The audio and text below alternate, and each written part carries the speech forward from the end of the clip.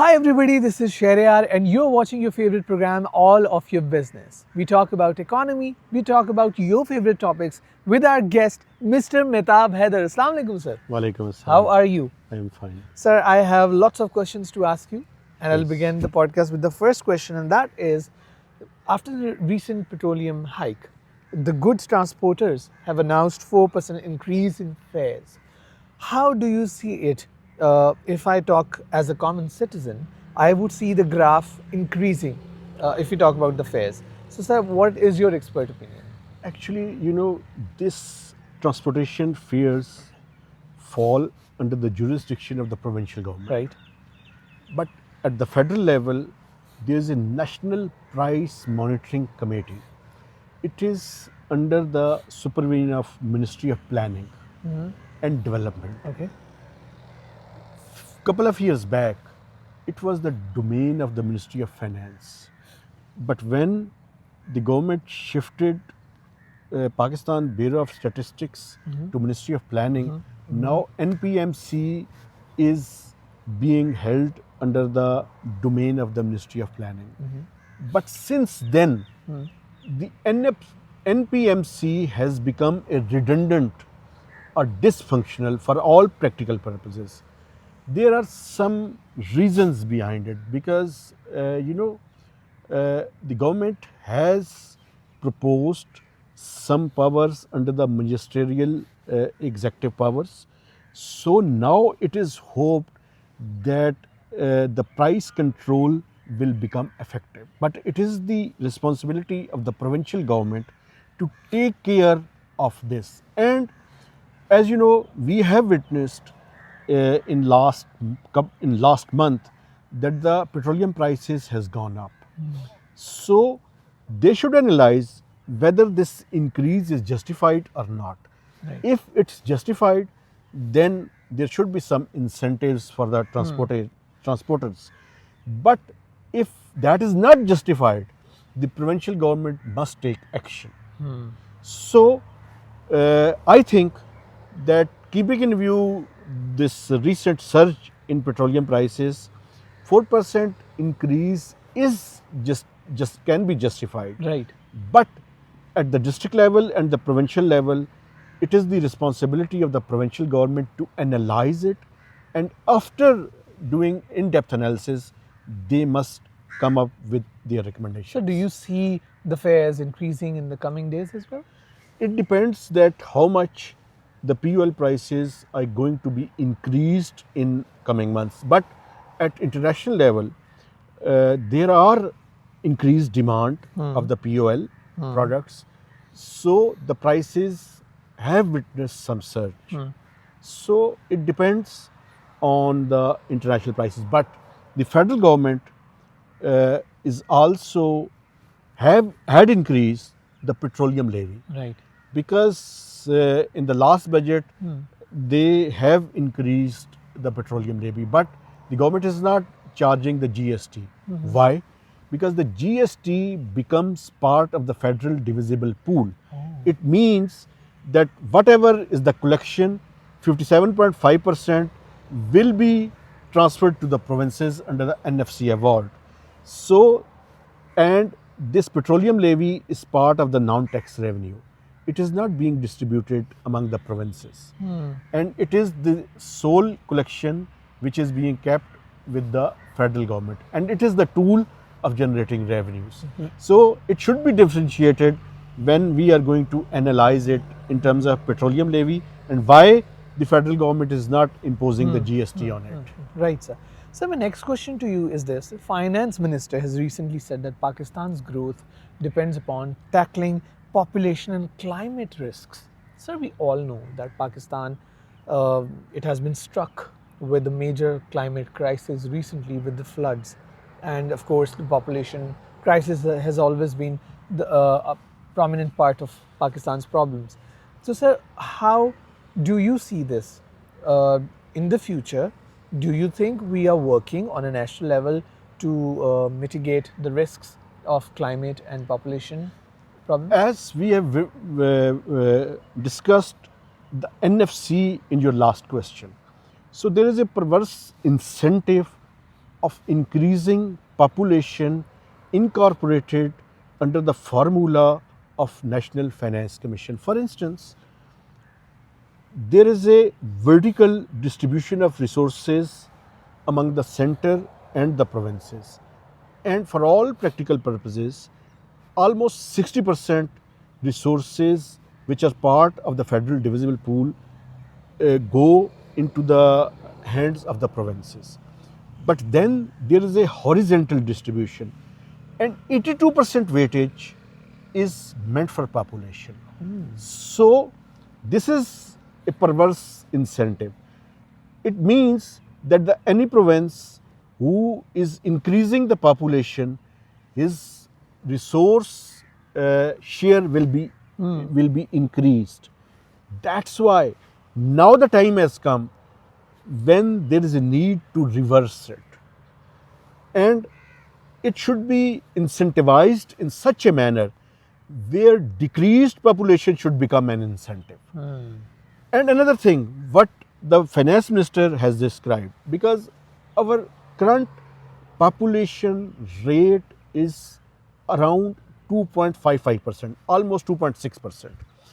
And our growth, for instance, in the last financial year, in provisional numbers, it was 2.7%, and after revision, it's 3%.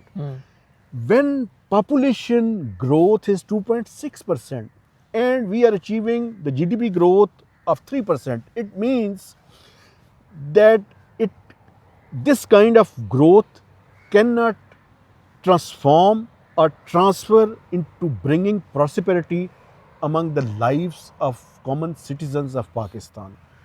And if this kind of growth remains its momentum, by 2047, when Pakistan will become of 100 years, Pakistan's population will be close to 400 million. There are some estimates. So, if this kind of population increase, we will be unable to give meal into the increased number of mouths. So, and the second part is the finance minister has described the climate degradation and resilient. Actually, in 2022, Pakistan faced a devastating floods. And it caused $30 billion loss. Now again, in this year, we had witnessed a same kind of floods. And the initial estimates suggest that its losses are close to 2.5 to $3 billion.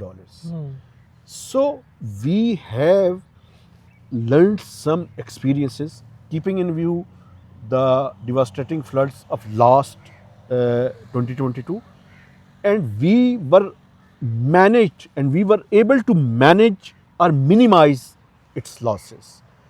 So both the population and the climate are the major risks for Pakistan's economy. And there is also another consideration, that this population and this climate should also be made part of the upcoming NFC award. And there are some proposals that it should be shifted into the hands of the federal government, but it requires a constitutional amendment. We have recently seen a 27th constitutional amendment. Both NFC and some of the subjects were not part of the 27th constitutional amendments, but now we are listening regularly about the upcoming 28th constitutional amendment. So this kind of changes are required and are on the cards, which will be enacted in order to promote both the growth and promote the dividends and its results in favor of people of Pakistan. Right, sir. Very well put, sir. Sir, as we are talking about the factors affecting Pakistan's economy, here I'm going to talk about the current account deficit. It posts $112 million in October 2025. So what are your thoughts about it? First of all, this current account, which remained surplus in the last financial year, but keeping in view the increased imports, it has posted a deficit in current financial year. And so far, in first 4 months, the current account deficit was posted around more than $744 million in first 4 months. And for the current financial year, it's being projected in the range of 1.5 billion to $2 billion. It, our exports are not increasing at the rapid pace, but our imports are increasing. Another thing, Pakistan's economy is now being opened up after striking the IMF deal. So we cannot achieve higher growth trajectory without opening up of the economy. And when you will open up the economy, your imports will be increased. And the current account deficit, current account which was surplus, it will be turned into deficit. Right. Current account deficit is not a bad thing until and unless it should remain within manageable limits. And we can manage this deficit with non-debt creating inflows. It means that if we are managing this current account deficit with increased remittances, it's not a problem. And it should be remained within the manageable limits. But if it goes beyond country's limits, and for managing the current account deficit, we have to borrow more foreign loans, then it's a bad economic policy. So it depends that how we are managing the current account deficit. Sir, my next question is my favorite question. Given the fact that Pakistan has been facing wheat and sugar crisis, the government has decided to deregulate sugar industry. So what do you think when you hear the word deregulated? Actually, sugar cane is a political crop, and sugar industry is a political industry in Pakistan. So there is a need to deregulate it in totality. Okay. The patchwork will not work. For instance, there is a need to deregulate the whole supply chain of this sweetener, because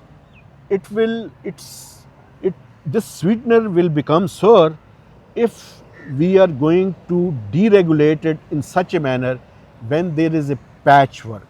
For instance, deregulation means that there should be no intervention at any level from the government. It should be placed on the will of the free market economy. If the sugar cane and sugar prices increases in international market, it should be reflected here at domestic level. For instance, we can cite example of POL products, and in this case, Pakistan is not dependent only on imports. We are one of the major manufacturer or producer of this sugar. So it should be allowed imports as well as exports, keeping in view the international market scenario.